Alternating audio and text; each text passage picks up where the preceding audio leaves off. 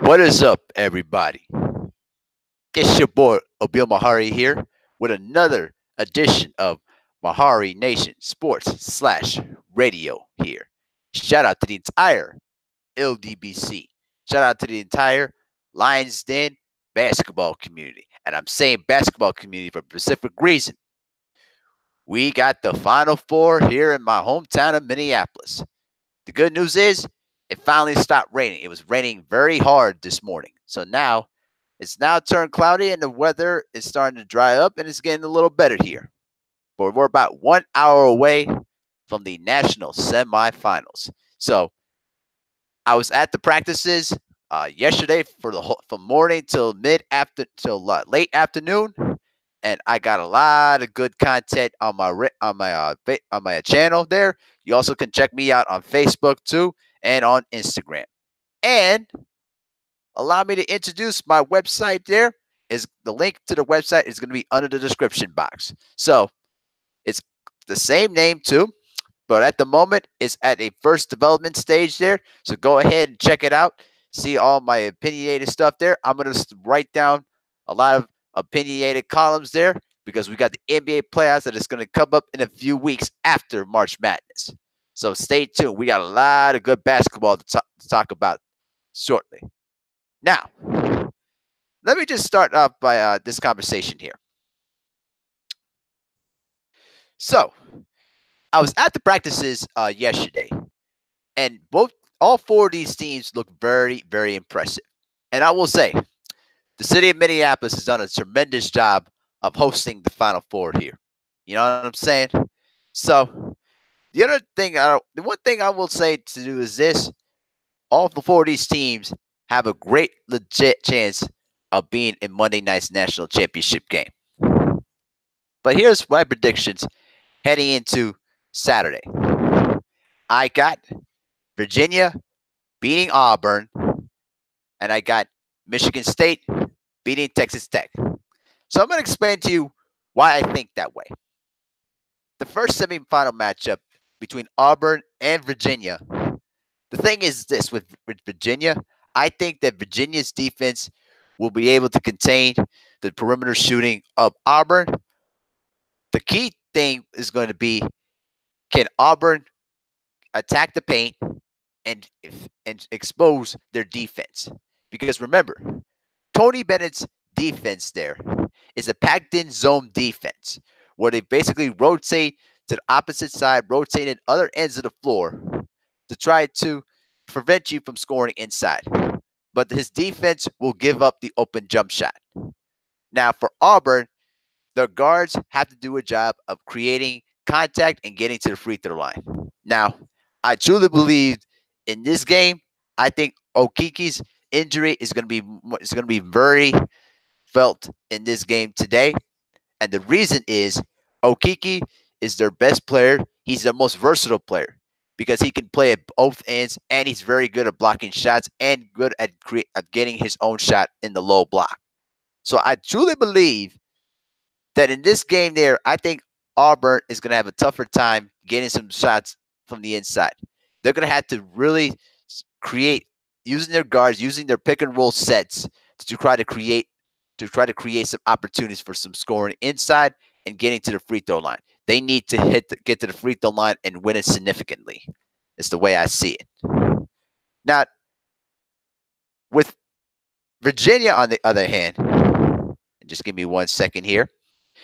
With Virginia on the other hand, Virginia's game is predicated on their guards. The way I see it is this: Virginia needs to control the pace and try to grind this out as best they could. You know what I mean? Auburn wants to try to quicken the pace. You know what I'm saying? Now, way I look at it is this: I think Virginia may have a better chance of controlling their pace and try to grind it out as best they can. The problem I'm going to be worried about with Virginia is this: can they make a high percentage of their shots to try to negate Auburn's quick pace attack? Because we know that Bruce Pearl loves to push the pace and get the ball up the court. You know what I'm saying? You know, the one thing I'll say, and I'm going to post up a little of a scouting report about how How about these teams here? Just give me 1 second here.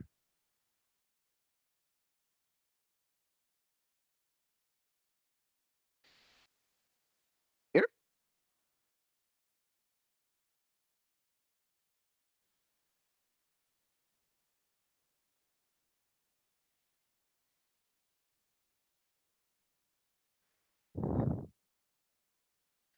All right. Let's check it out here. Just give me 1 second here, ladies and gentlemen. I will say this too, though.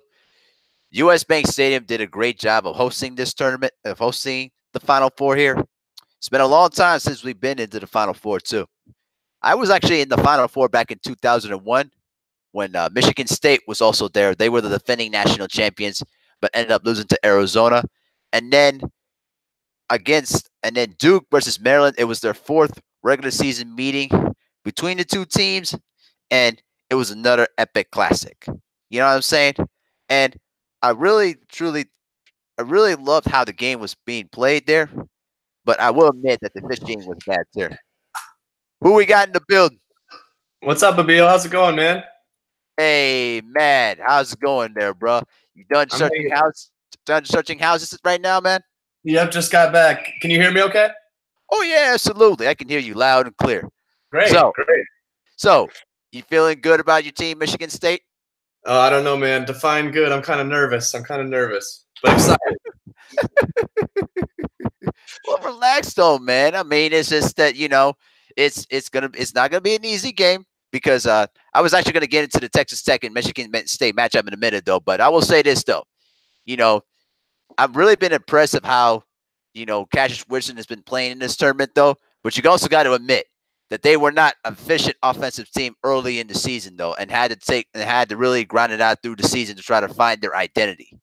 Absolutely, I agree with you, man. I think you got them spot on. All right, we can talk about that later too. Oh yeah, for sure. But I want to ask you your prediction about the first game between Auburn and Virginia. How do you see that from your perspective? I mean, my heart really wants Auburn to win for a couple different reasons. They're a lot of fun to watch. You were telling me they looked pretty explosive from the practices that you got to see. But I'm worried that the key injury there is going to be the straw that breaks the camel's back, and that Virginia's defense is just too good. But so my prediction is probably that Virginia wins, but I'm going to be cheering for Auburn. For sure, I do agree, and also Charles Buckley's been acting a fool today. So I bet he has, man. Oh yeah, with them Auburn, the gear and everything else, though, bro. I mean, this was just fantastic. But I love how they do up his desk and stuff. It's amazing. Yeah, for sure, man. But yeah, I'm just gonna allow the people to introduce yourself a little bit though. So, just give you a brief description about what you do, man. All right. Currently I work for Yahoo Sports. I do a lot of the sports betting content there, but I kind of fill in where I can. It's a great job, kind of a dream come true for me, and living in LA, it's all I could really ask for right now. Great. That's great to hear, though, man. Yeah, for sure. Nitty G, salute. Mark Wonderland, salute. At JMJ 2121, salute, my man. Hey, I hate to say it about your North Carolina Tar Heels, man, but they got blitzed, though, bro. Sorry about that, man. Oh man, it was brutal, bro. I just never really believed in North Carolina. I know that might sound people are going to eat me alive for saying that, but they had some really bad losses during the season, losing by 20 to both Louisville and Michigan. I always thought that they probably didn't deserve a 1 seed, but I don't know. I guess that's just how the tournament goes. Yeah, for sure. Give me 1 second here. Oh, there we go. Back. Microphone's back on track. I thought I had it unplugged for a minute. But yeah, my thing is this though, bro. With Auburn, what they're good at is that they're basically a team that likes to, they like to create with their guards though, and also they like to attack in the paint there as well. But I do agree the missing link is going to be Okiki because he's their most versatile player. He's basically a guy who's their leading scorer too. So I really do think that Virginia may get this one here. But you know what? It's the Final Four. Weird stuff has happened though, bro. So let me ask you this: What's your favorite Michigan State team of all time? Since you're a Michigan State fan. Ooh, let's see. I mean, I think the fun part about Michigan State is that they do better when they have worse players. Like when we had Miles Bridges and Jaren Jackson, we didn't even get out of the first weekend. And now all of a sudden we have just all the other guys that weren't those two. And now they're making a run to the Final Four. This is a fun team, but I don't know if anything could really beat that run that Travis Trice made in 2015. That was pretty legit. They didn't have any real star players then. And it was pretty fun to see them take down Oklahoma, Virginia, Louisville. Obviously got crushed by Duke, but I mean, it's hard to say that I didn't like the Draymond Green teams too. I mean, that was pretty legit to see Draymond grow as a player all 4 years. So, I mean, I don't know if I have a favorite one, but they all have a different flavor to me. For sure, yeah, I agree. My favorite team was actually the 2000 team with Jason Richardson, Mo Pete, and then obviously Matisse Cleaves though as well though, bro. That was actually one of the best loaded teams in that program besides the Magic Johnson team back in '79. Yeah, great. Go ahead. No, that was that game when they beat Florida is one of my first basketball memories. Really, I remember watching Michigan State win that game against Iowa State when I think his name was Eustace or however you say his name. He got the 2 techs and kind of got them into the final game. And then I remember Matisse Cleaves spraining both his ankles pretty much, and still finding a way to come out of that. So I've been waiting 20 years for another title. I'm hoping that this might be the year. Well, hey, at least you have a program that actually has some winning camaraderie there. I mean, come on. The thing is this, though, man. With my Gophers, bro, we just never been able to establish an identity after the 97 season. And it just continues to get depression every day. But hold on just 1 second there. Lawrence Williams, salute, man. He said that State has an outstanding point guard coming next year in Mark Rocket Watts. Yeah, bro. I haven't yet seen any game from Marcus Watt yet, but I'm going to go check it out after this live stream is over, bro. Have you heard anything about him, Matt? I've heard some good stuff about a lot of the recruits that they've been getting. I think that the best part about bringing in a point guard next year is that he's going to have a year underneath Winston, and so he'll be able to kind of grow and learn from him. So I'm hoping that some of Cassius's magic kind of brushes off on him. Yeah, for sure, though, bro. I actually enjoyed the Reese's All-Star game, especially the reception that Jordan Murphy got inside U.S. Bank Stadium. I mean, they were basically cheering him on every made basket. I think he had about 10 points and 12 rebounds in that game. So he was actually doing some pretty good work there. But the problem with him is that he's an undersized postman. He's only 6'8", 6'9", so he's gonna have to really, go through free agency or just play overseas. And from my viewpoint, yeah, I think you're right. Right. So, how do you feel about this matchup between Michigan State and Texas Tech? Let's hear it. Well, I'm a little bit nervous, man. I think that defense is going to be the best defense they've played this year. I don't know. I'm a little bit hesitant to get too excited because these are the kind of games that MSU loses. And so I really just hope they can limit the turnovers. They need to limit the turnovers. That's a major thing for Cassius. But I just don't want to get too far ahead of myself. That Culver guy looks really good, and I saw what they did to Michigan. So I was gonna say Culver too has really impressed me though. I think he'd probably be a late first rounder there too as well. There was also another pro player that people have been talking about from Texas Tech. What's his name? Shoot. Let me check it out though real quick. But the thing is this though, bro. I think that in this game there, Michigan State needs to win the rebounding battle big. They need. Yeah. There's no excuse for a team that is big like Michigan State and not dominate the glass. I mean, what I've seen from Michigan State was that they're not a strong offensive rebounding team, so they don't get a lot of second chance buckets though because they mostly try to push the pace and try even on made baskets. But in this game, I think that Texas Tech is a very underrated team, though. I actually talked with a fan who went all the way down from Texas to come down here to Minneapolis. He said that the team was supposed to finish 8th in the conference. Wow. And they ended up making it to the Final Four. So it just goes to show you, hey, you can't predict anything. And also, the coach actually – here's a little something that people don't know about. Their coach actually came from the Bob Knight system because when Bob Knight, came to Texas Tech, he needed somebody that can help get junior college players to come over to the program. And so he hired Chris Beard to help him fulfill those recruits there too. So if it wasn't for Coach Knight who giving Chris Beard a shot, who knows? Yeah, I think you bring up an interesting point there. I think the coaching in this game is going to be huge. From some of the clips that you showed me from your time at the practices, you can tell the media for the Final Four is so much more involved. These teams, I don't know if they're ready for how much the taxing of like all the interviews and all the access that media gets that they don't usually get.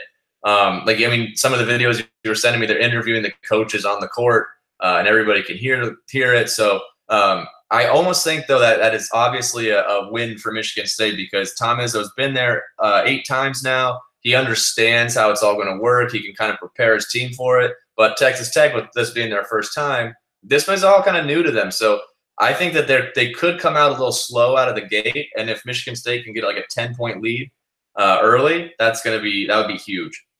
Okay, yeah, for sure. Just hang on 1 second there. Yep. So the other thing too is that I think the experience factor is going to help them significantly because the reason is because with Michigan State, they've been there many times. They know, they understand. Izzo understands how to keep his guys composed, and how to keep them together there too. So, but yeah, you're gonna see some good prospects in this game. Not just Jared Calder from Texas Tech, but you also got DeAndre Hunter there too. This guy here. Here's what some scouters are saying though. With DeAndre Hunter from Virginia, he was basically he's not a star, but he's a superstar. But he's a star potential player. He has the ability to defend at multiple positions at a high level there too, and he's the oldest, and he's relatively old for the draft though, bro. But he's made huge significant improvements during the season as well. He can shoot the three. He's a very good defender there too, and he's very tenacious as well. And then also with Jared Culver, who I've really been impressed with. 6'6", he shoots the ball very well. But the problem is he's a bit skinny though too. But I think that if he gets it on the NBA diet, he could probably have a chance to have a longevity of a career. Just look at JJ Redick there too. So what do you think about all these players coming into the Final Four? It's crazy. You look at the talent on all 4 teams, and I know we didn't even mention Kyle Guy. That guy's had like 4 haircuts, I think, throughout his entire career. I swear it changes every year. But I think it's really the first time in a Final Four where we just don't know what's going to happen. Usually you kind of know, like, oh, North Carolina will probably win, or Duke's going to win, or Villanova's going to make it. But these are 4 teams that are all kind of, Virginia's had some solid squads, but they just haven't really been able to make a run yet. So 4 really hungry teams. We're probably in like we were saying yesterday on the phone, we're at least going to get one really good game out of this. I agree. I do agree. CB Sports TV, salute. Welcome aboard, my man. So I will say this too, though, bro. Let me just hear your reaction from Duke and Michigan State last weekend, though. Were you there on this seat? Let's hear it. Well, I'm still dancing. Actually, if you guys can't see me right now, but I'm still dancing because what an amazing game to watch. And with Kenny Goins, a former walk-on, 5-year senior, never going to play in the NBA, might play overseas, to hit the game-winning 3-pointer over the best player in the country, or going to be one of the most iconic players to ever play. That was pretty amazing. I know that the rest of America is kind of sad because this is like the first Duke team that everybody kind of loved. So I feel bad about that, but they were able to weather the storm a couple of times, got down 10, but it's just that resiliency, and somehow Izzo got that second win against Duke finally. But okay.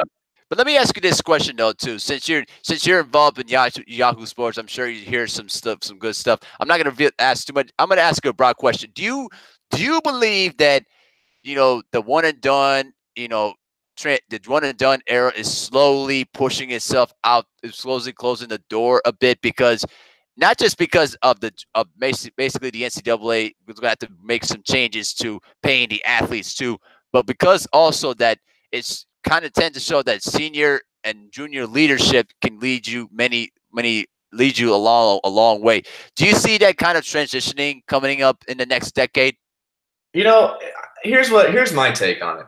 I think that it's really, really hard to beat some of these teams that get these all-star NBA ready players, right? Like you put an NBA player on the court. It's kind of like the old argument, Could the Cleveland Browns, when they were horrible, could they have lost to Alabama? And everybody's like, no, no, no. And so when you have a professional player, a professional ready player that you put on the court, your team is always going to have a chance to win, right?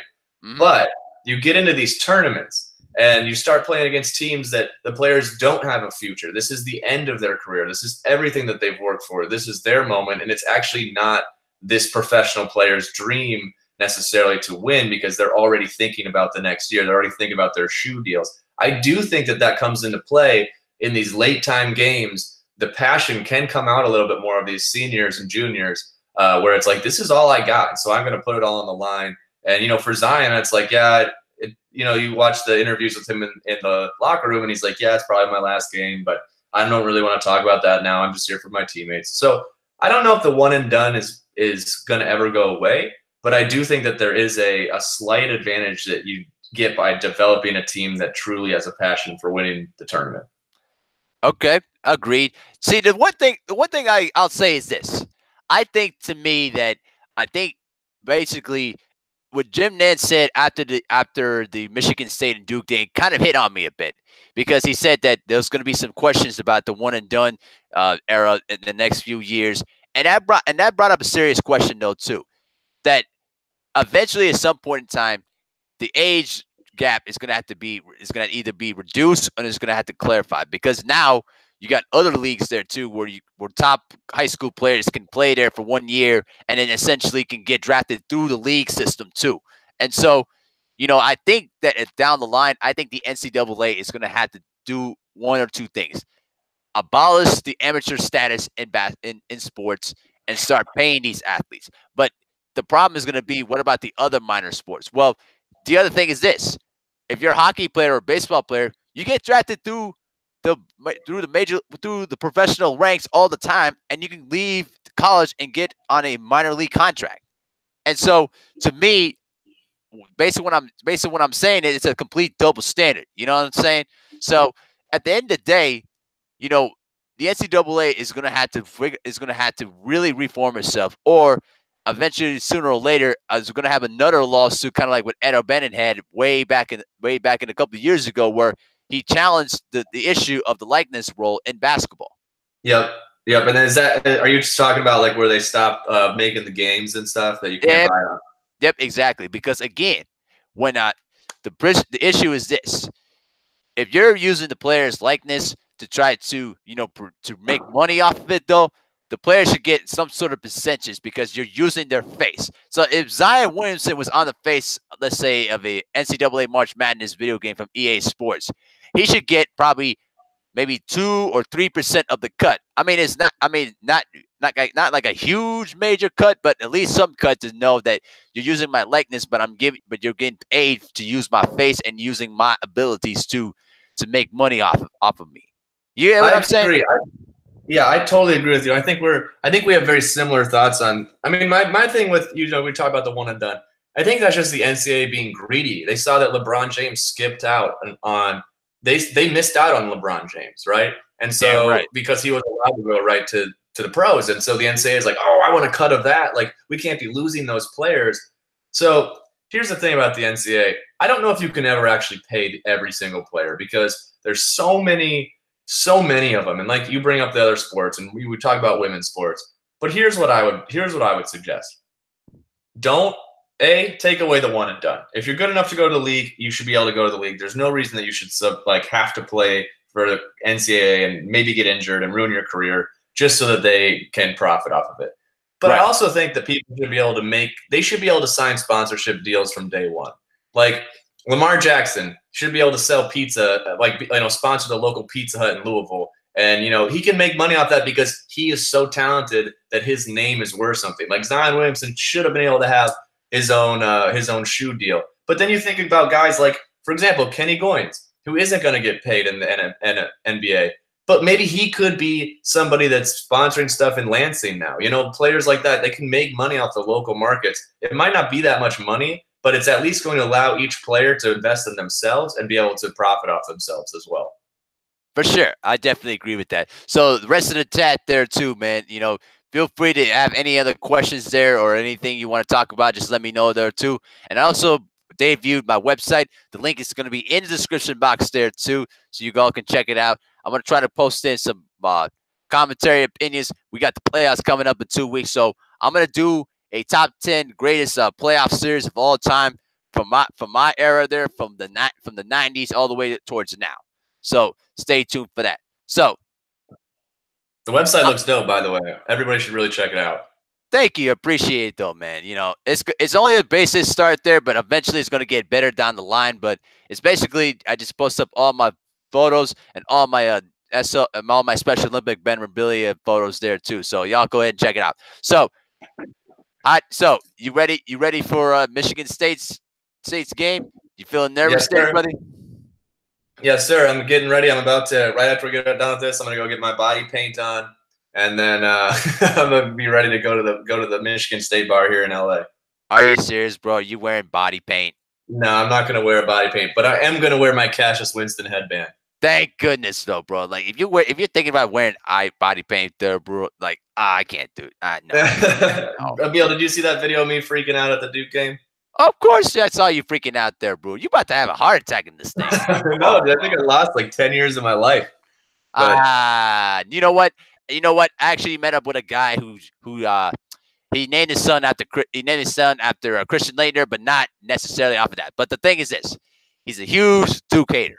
But I told him one time, like, bro, you name your son after Christian Laettner, and he always loses his stuff. So when Duke lost, popped up my phone and basically said like, what I basically say like, I told you so. Like, you still name your son after Christian Laettner. Sorry. I love it. Well, hey, Bill, I'm going to probably let you go, but thank you so much for having me on the show today. I really appreciate it. I'd love to come back on. Yeah, for sure, though, man. Anytime you want to come on there, just give me a text, all right? Absolutely. I'm excited to keep up with the website. Yeah, for sure, though, bro. Have a good day, man. Enjoy the game, all right? All right. Yep, all right, go man. Green. All right, that's Matthew Gothard from Yahoo Sports there. Thank you for tuning in. So my final predictions is this, though, guys.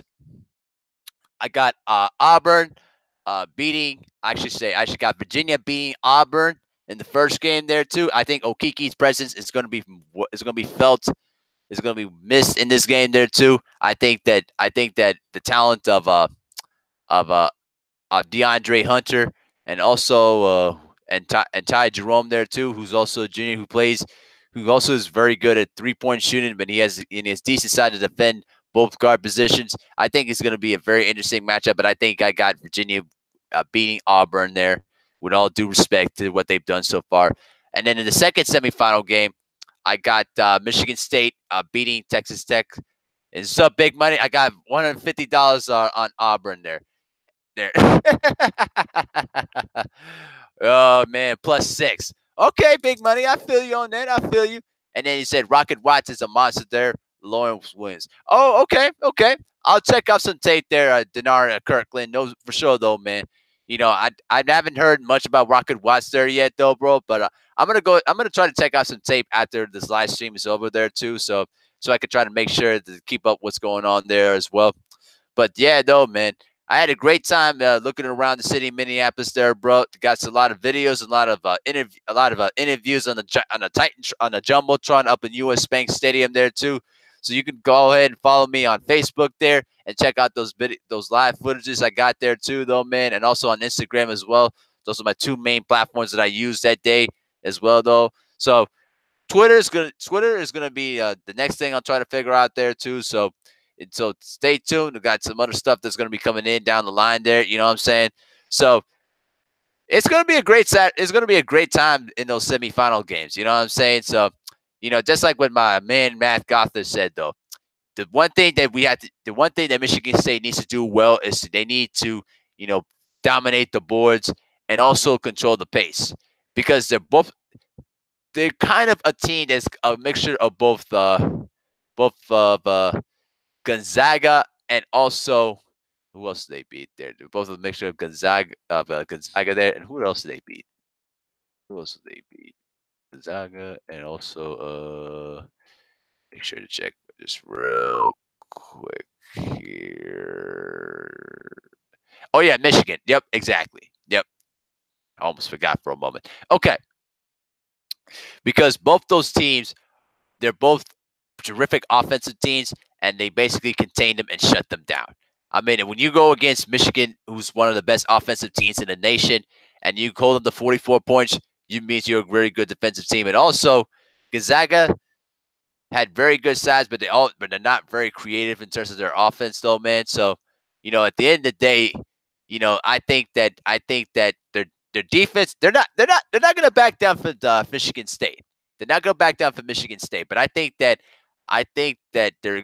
Izzo's scheme and their experience is going to probably do them in against, is probably going to lead them to their victory. So we'll see what happens there at when the game starts. So the good news is I will be there at the championship game Monday night. So I can't go live on YouTube yet. So I don't have enough subscribers yet, though. So I need all my Wrench people there and the people who also checked out in the chat there as well. Just making sure there too. Get you some wrenches, just give you some wrenches there. There you go. Get you a wrench CB. There you go. And Darnell Kirkland, you get a wrench there too. And also Lawrence Williams, you can also get a wrench there too. Okay. So here's what I want from the people who got wrenches now. And also that goes with Mark Wendland too. Spread the word about my channel, and also try to spread the word about my platforms and on my website there too. So that way we can try to get some more subscribers going. Right now I have over 102 subscribers at the moment. So the goal is to try to get to 150 subscribers and try to, get something going there. Rocket Watts was on LaMelo Ball's team this year. Oh, okay. Yeah, okay, Darnell. I'll make sure to go check it out there too. You know what I'm saying? So you also got a wrench there too, Darnell. If you just tuning in as well. So just making sure everybody just keep the word coming out about my channel too, and so you try to keep getting more engagement there too. So, but I'll make sure to do a lot more boxing panels there too. I haven't done one in a while there, so I'm gonna say that for next week, so that way we can get all my other LDBC brothers to come in there and and chop it up about all the stuff that's going on in boxing there, man. But go ahead and just like keep the word spreading out there. Yep, Darnell, there you go, bro. Yep. Well, you're one of the first few that can come on and subscribe to my channel, though, man. So you get a wrench there too. I want everybody to make sure to keep spreading the word about my channel there too, so we can keep the engagement going. But yeah, it's gonna be a very interesting semifinal games to say the least, though, man. So we're gonna have some great basketball. I think this is gonna be one of the few. I believe this is gonna be one of the very few Final Fours where anything can happen. There is no solid favorite other than maybe Michigan State slightly, but I think that it's going to be a wild topsy-turvy semifinals to say the least, though, man. But I will have a post game analysis after the semifinal games are over there too. So we're about 24 minutes away from the opening tip in US Bank Stadium, Minneapolis there. So I'm going to go ahead and get this wrapped up. I also got some Domino's pizza to pick up too. So we're going to have ourselves a little pizza party there in terms of to make sure that we keep the engagement going and have a good time at my place. Okay, so this has been Bill Mehari, representing MehariNation Sports /radio. Shout out to the entire LDBC. I want to give a special thanks to Matthew Gothard from Yahoo Sports there too. He's a producer there in LA, California. So go ahead and follow him on Twitter as well, though, man. So we'll be back later on tonight for a post game analysis there too, and I'll try to get some LDBC spreaders to come on in and chop it up there. So for Bill Mehari here in Minneapolis, Minnesota, y'all have a great night. I'll check you guys later on tonight for the post game show of the Final Four. All right, peace.